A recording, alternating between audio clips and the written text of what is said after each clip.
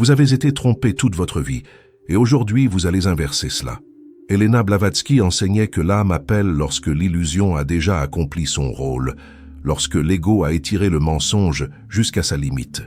L'appel final de l'âme n'arrive pas sous forme de paix. Il arrive comme une pression, comme une urgence, comme la sensation claire qu'il n'est plus possible de continuer à faire semblant. Cet appel ne demande ni davantage de pratique, ni davantage de croyance. Il exige une rupture. C'est le point où la conscience dit « soit l'identité illusoire tombe, soit la prison se referme définitivement ». C'est l'appel final, parce qu'il ne vient pas guider doucement, mais démasquer. Il apparaît lorsque vous avez déjà tout cherché, tout essayé, et réalisé que quelque chose de fondamental n'allait pas.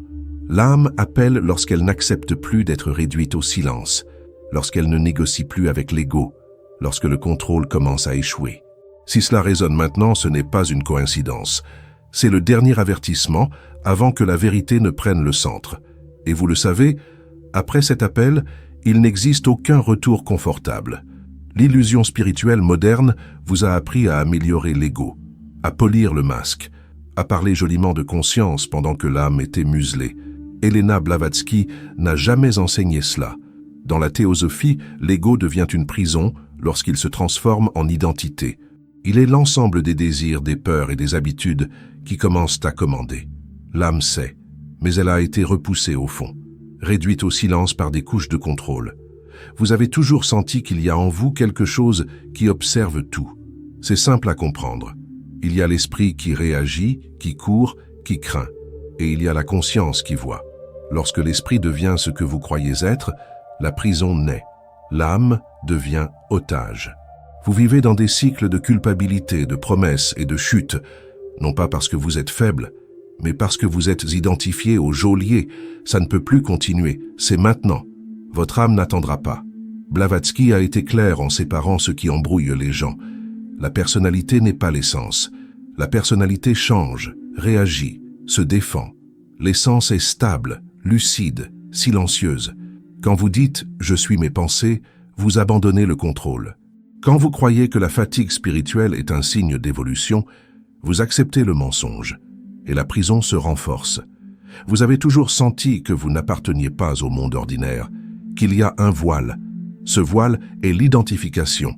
Il vous pousse à chercher à l'extérieur ce qui ne se révèle que lorsque le masque tombe. L'illusion vous promet des méthodes infinies. La vérité exige la rupture. Détruire l'ego en tant qu'identité, ce n'est pas haïr l'esprit, c'est cesser d'obéir. Arrêtez maintenant. Observez. L'impulsion de réagir, la peur de perdre ce que vous croyez être, c'est le geôlier qui crie. L'âme ne crie pas, elle appelle. Et lorsqu'elle appelle, elle serre. Vous le sentez dans la poitrine, dans l'estomac, dans l'épuisement. Ce n'est pas du confort, c'est une révélation. Le contrôle fonctionne ainsi. On vous fait confondre spiritualité et anesthésie. On vous offre une paix superficielle pour maintenir l'identité intacte. Mais la vérité tranche, elle démonte. Elle libère. Et elle fait mal parce qu'elle brise le mensonge. Vous l'avez toujours su. C'est pour cela que cette vidéo est apparue. Ce n'est pas un hasard. C'est le moment. La conscience demande de l'espace. L'ego résiste. La prison tremble lorsqu'elle est vue. Continuez à observer sans négocier avec le masque. N'essayez pas d'améliorer la cellule. Voyez la porte. Et si vous sentez l'effondrement approcher, restez. C'est le signe. L'âme reprend le centre. Que ferez-vous lorsque vous réaliserez que l'identité qui vous a guidé jusqu'ici est la prison elle-même? Et lorsque la conscience prendra les commandes, qui cesserez-vous d'être en premier? Vous avez toujours senti qu'une partie de vous observe en silence tandis qu'une autre réagit, souffre, se culpabilise et se perd. Ce n'est pas une imagination. Elena Blavatsky enseignait que le plus grand mensonge n'est pas le monde extérieur, mais la confusion intérieure entre celui qui observe et celui qui réagit. Lorsque vous croyez être la réaction, la prison naît. Lorsque vous oubliez l'observateur, l'âme est repoussée au fond, et l'ego monte sur le trône. L'ego n'est pas un ennemi mystique, c'est un mécanisme simple. Il crée une identité fondée sur la peur, le désir et la mémoire. Il dit « ceci, c'est moi » à tout ce qui passe. Et vous le croyez. L'âme, au contraire, ne se définit pas. Elle reconnaît. C'est pour cela qu'elle a été réduite au silence, parce qu'elle ne sert pas le contrôle. parce qu'elle ne se laisse pas façonner. On vous a appris à chercher l'évolution sans détruire l'illusion. C'est l'erreur centrale. Blavatsky a averti que tout chemin qui renforce la personnalité, même avec un langage spirituel, approfondit le sommeil. Vous ne vous réveillez pas en accumulant des concepts. Vous vous réveillez lorsque l'identité illusoire s'effondre, et cela fait peur, parce que l'ego confond l'effondrement avec la mort. Remarquez comme vous essayez sans cesse de vous réparer, d'améliorer vos émotions, de contrôler vos pensées, d'ajuster vos comportements. Tout cela ressemble à un progrès, mais maintient la prison intacte. Le geôlier devient plus élégant, plus spirituel, plus acceptable. La cellule devient confortable, et l'âme reste enfermée. Vous avez toujours ressenti une fatigue qui n'est pas physique. C'est l'épuisement de soutenir un mensonge, la lassitude de vivre comme quelqu'un que vous n'êtes pas. Blavatsky décrivait cela comme le conflit entre la conscience profonde et la personnalité construite. Lorsque la conscience tente d'émerger, l'identité réagit par la peur, la culpabilité et la confusion. Le système fonctionne parce qu'il vous fait croire que la souffrance est un échec personnel. Que si vous souffrez encore, c'est que vous n'avez pas évolué. C'est du contrôle. La douleur est souvent le signe que l'âme exerce une pression sur la structure illusoire. Ce n'est pas une régression, c'est une rupture. Et une rupture n'est jamais douce. Vous ne dormez pas. Vous êtes trompé. Trompé en confondant le calme avec la vérité, le silence avec la répression, l'acceptation avec l'abandon de l'âme. La conscience véritable n'anesthésie pas, elle réveille. Et se réveiller fait mal, parce que cela brise des images intérieures que vous défendiez depuis des années. L'ego craint une chose par-dessus tout, être vu, pas combattu, pas amélioré, simplement vu. À l'instant où vous observez une impulsion sans lui obéir, la prison s'affaiblit. Blavatsky insistait clairement. L'identification est l'esclavage, l'observation est la libération. Voyez comment votre esprit crée des histoires sur ce que vous êtes. Trop sensible, trop fort, trop blessé, trop spécial. Tout cela sont des étiquettes. Certaines semblent positives, d'autres négatives. Toutes sont des barreaux. L'âme n'a pas besoin d'étiquettes pour exister. Elle précède toute définition. Vous avez toujours senti qu'il existe quelque chose de plus grand qui guide tout. Mais on a essayé de vous convaincre que c'était une fantaisie. Ou pire, on vous a vendu des versions sucrées de cela pour vous maintenir passif. La théosophie ne parle pas de fuir le monde. Elle parle de voir à travers lui. Et voir à travers l'illusion démonte le contrôle. Remarquez comme l'ego adore les méthodes, les étapes, les promesses futures. Demain vous serez libre. Après une technique de plus, après un effort de plus. L'âme ne négocie pas avec le temps. Elle appelle maintenant. C'est pour cela que l'urgence sert. C'est pour cela que cette vidéo ne vous lâche pas. Vous vivez des cycles d'auto-sabotage parce que l'ego ne veut pas perdre le commandement. Quand vous approchez de la vérité, il crée la peur. Quand vous hésitez, il crée la culpabilité. Quand vous êtes fatigué, il promet un faux repos. Ce cycle est l'engrenage de la prison. Et vous l'avez déjà compris. Blavatsky a été implacable en affirmant que la véritable libération commence lorsque la personnalité cesse d'être le centre. Ce n'est pas une théorie élevée, c'est concret. C'est remarqué dans la vie quotidienne quand une réaction veut décider à votre place et ne pas suivre. Simple, difficile, libérateur. Vous ressentez une colère silencieuse parce que quelque chose en vous sait qu'il a été trompé. Cette colère n'est pas contre le monde, elle est contre la soumission elle-même, contre avoir accepté moins que ce que votre conscience pressentait, contre avoir appelé paix ce qui était accommodation. L'âme ne veut pas être consolée, elle veut être reconnue, elle veut de l'espace, elle veut la vérité.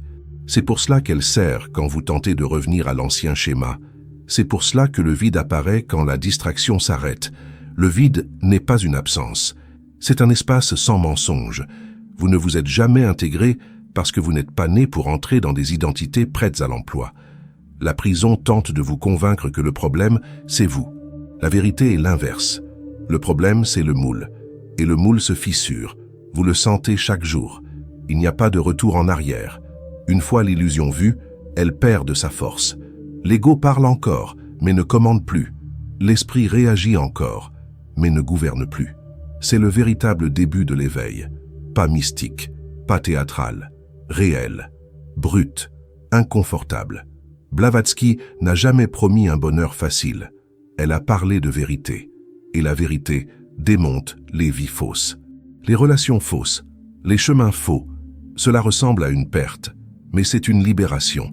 L'âme ne perd rien lorsque le mensonge tombe. Vous êtes à bout parce que vous êtes arrivé au point de rupture. Ce n'est pas un échec, c'est un signe. Le mécanisme de contrôle a échoué parce que la conscience a grandi. Maintenant, soit vous retournez dormir avec plus d'illusions, soit vous traversez l'inconfort de la lucidité. Observez maintenant même, sans chercher à changer quoi que ce soit. Observez simplement qui veut fuir cet inconfort, qui veut de la distraction, qui veut un soulagement rapide. Ce « qui » n'est pas vous, c'est la prison qui tente de se maintenir. Et quand vous voyez cela, quelque chose se déplace à l'intérieur, un silence différent, pas vide, présent. L'âme commence à respirer. Et la question qui reste ouverte, résonnant sans réponse immédiate, est simple et dévastatrice.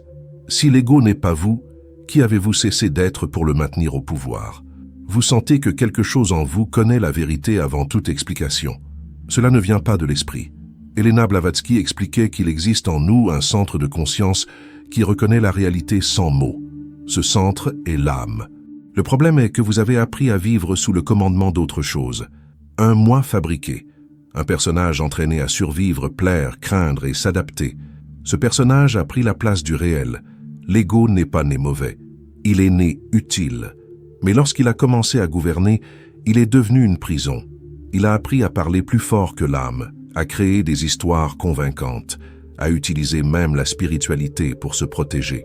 C'est pour cela que vous sentez avoir tant cherché pour si peu arriver. Parce que celui qui cherchait n'était pas l'âme, c'était le geôlier. On vous a conditionné à croire que la conscience consiste à mieux penser. Mais Blavatsky a été direct. Penser ne libère pas lorsque la pensée est commandée par l'identité illusoire. Penser peut approfondir le sommeil. La véritable conscience commence lorsque vous voyez la pensée sans vous confondre avec elle. C'est simple. Et c'est pour cela que cela a été caché. Observez comment l'ego se nourrit de comparaisons, de passé, de futur, de culpabilité, de promesses. Il n'est jamais ici. L'âme n'existe qu'ici. Chaque fois que vous quittez l'instant présent, vous la quittez. Et chaque sortie referme un peu plus la prison. Vous avez toujours eu la sensation que quelque chose en vous n'appartient pas à cette mécanique du monde. Ce n'est pas de l'arrogance, c'est une mémoire. La théosophie parle de l'âme comme de quelque chose qui traverse les cycles, non limité à ce masque actuel. L'ego déteste ce souvenir, parce qu'il dissout l'importance factice qu'il a construite. Voyez comment l'ego crée la peur de la vérité elle-même, peur de perdre le contrôle, peur de rester sans identité, peur de ne pas savoir qui je suis. Mais ce que vous êtes vraiment n'a pas besoin d'être défini. Seul le faux a besoin d'étiquette. L'âme ne demande pas qui elle est. Elle est. On vous a entraîné à fuir l'inconfort, à chercher un soulagement rapide, à appeler distraction la guérison. Mais l'inconfort que vous ressentez maintenant est différent. Il ne demande pas la fuite, il demande l'attention. C'est l'âme qui presse les parois de la prison. Et ce n'est jamais confortable. Blavatsky a clairement affirmé qu'il n'existe pas d'éveil collectif confortable. L'éveil réel est individuel et solitaire. Il brise des images intérieures. Il rompt des alliances avec des idées chéries. Il démonte des croyances spirituelles devenues des béquilles. Et cela fait mal parce que l'ego a l'impression de mourir. Vous ressentez de la colère parce que vous avez été trompé. Pas seulement par des personnes, mais par des récits entiers. On vous a promis la lumière sans la vérité, la paix sans la rupture, l'amour sans la conscience. Tout cela maintient le contrôle. La vérité ne promet rien, elle révèle. L'ego adore dire « je sais déjà ». C'est l'un des signes les plus clairs de la prison. L'âme n'accumule pas le savoir, elle reconnaît. Quand vous sentez qu'une chose est vraie avant même d'y adhérer, c'est elle. Quand vous devez vous convaincre, c'est l'ego qui tente de garder le pouvoir. Vous vivez fatigué parce que soutenir une identité illusoire consomme de l'énergie. L'âme est simple, l'ego est lourd. Il exige un entretien constant, une attention constante, une défense constante. C'est pour cela que la fatigue spirituelle ne disparaît pas avec le repos physique. C'est un autre type de poids. La théosophie ne parle pas d'éliminer l'ego comme objet, mais de lui retirer le trône. Il continue d'exister, mais cesse de commander. Quand cela commence à se produire, vous ressentez la peur et le soulagement en même temps. la peur de perdre des repères, le soulagement de cesser de faire semblant. Vous vous êtes toujours saboté lorsque vous approchiez de quelque chose de vrai. Ce n'est pas de la malchance, c'est le mécanisme de contrôle qui entre en action. L'ego crée le chaos pour éviter la dissolution. Il préfère une souffrance connue à une liberté inconnue. C'est l'engrenage de la prison. Blavatsky a averti que beaucoup confondent l'éveil avec le fait de se sentir spécial. C'est un piège. Le véritable éveil retire le sentiment d'importance personnelle. Il restitue l'humilité, le silence, la présence, et cela menace profondément l'identité construite. Vous ressentez un vide parce que vous avez cessé de vous satisfaire des anciennes distractions.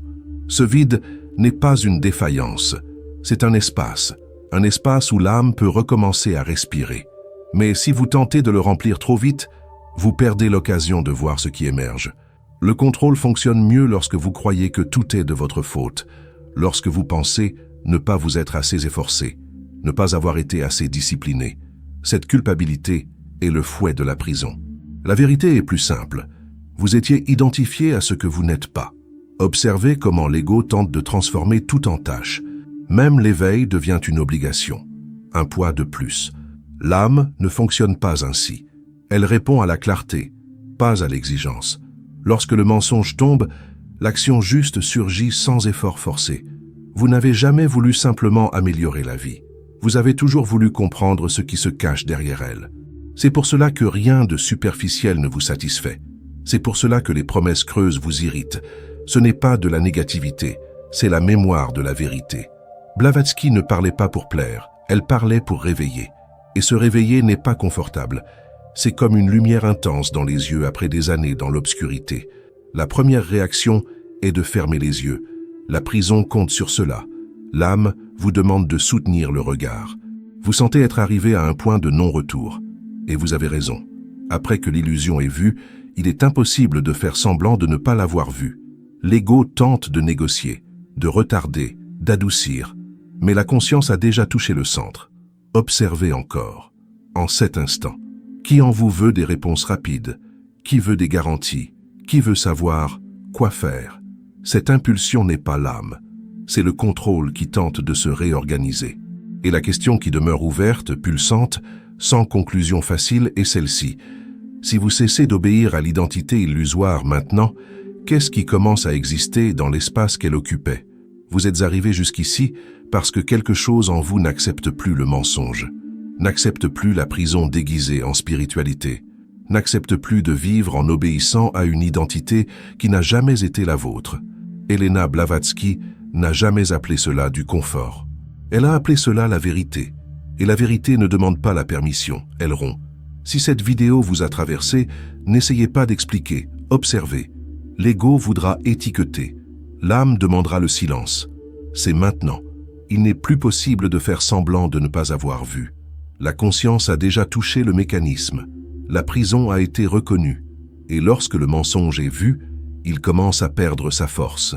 Écrivez dans les commentaires seulement ceci. J'ai vu. Rien de plus. Rien de moins. Ce geste simple brise le contrôle intérieur et affirme la présence. Abonnez-vous. Non pas pour chercher des chemins, mais pour continuer le dévoilement. Et restez attentif. Car à partir d'ici, l'ego ne restera pas silencieux. Il réagira. Et c'est précisément là que le prochain portail s'ouvre.